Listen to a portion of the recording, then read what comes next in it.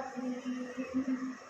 يا أيها الذين آمنوا لا تكونوا كالذين آذوا موسى فبرأه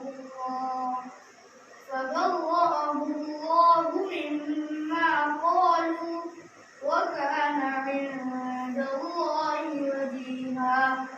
يا أيها الذين آمنوا اتقوا الله وقولوا قولا سديدا يصلح لكم أعمالكم ويغفر لكم ذنوبكم ومن يطع الله ورسوله فقد فاز فوزا عظيما.